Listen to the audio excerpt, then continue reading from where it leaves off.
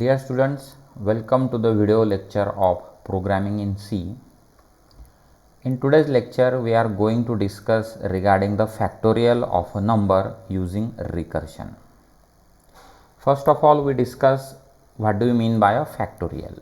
So, whenever we want to find a factorial of a number, the procedure is that start from the 1 and perform the multiplication up to that number. So, for example, if you want to find a factorial of a 5, then we will start with 1 multiplied by 2 multiplied by 3 up to the 5, and in this case our result is 120. Now, how this can be written in a C language? So, the two lines are include stdio.h and conio.h. Then, as we have to solve this problem with the help of recursion function, so first line is a factorial in bracket integer n. This is nothing but the function declaration. So here we have declared a function which take as a one parameter integer n. Then we start with our main function. So in this I have declared a two variable called as a n and f having a data type integer.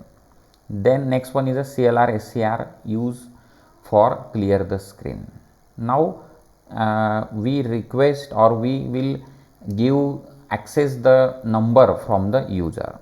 Therefore, write printf function which asks the user to enter a number.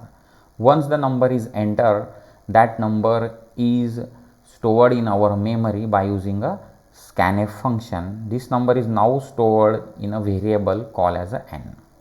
Now we call the factorial function and then we will give the answer to the user that the factorial of the given number is our answer. So this is a main function. Now we will go to perform the definition of a function. So function definition, here we declare factorial in bracket integer n. Now the logic of the program is that whenever the number is greater than 1, then we will call the same function again, and calling the same function is called as a recursion. So here factorial function calls itself, and when the value of n is equal to the 1, we will return the 1 value to the calling environment. Now suppose the user has entered the 5 value. So first of all, factorial function is called from the main having a value of 5. Once this 5 value is passed to the factorial function, then that function itself call the factorial function, and each and every time the value of n is reduced by 1. Now same thing can be explained with the next diagram. So first time the value of n is 5. So 5 multiplied by factorial n minus 1. So n minus 1 here is 4. Again the factorial function is called, and now we have 4 multiplied by factorial of 3. Then next situation, 3 multiplied by factorial of 2, then factorial of 1. Once the factorial of 1 is called, we have written as return 1, and now this value return 1 comes back to the here. So 2 multiplied by 1, the answer is 2. This will return to previous calling environment. So here 3 multiplied by 2 is equal to the 6. Now this 6 value again return to the calling environment. Here calling is this particular function.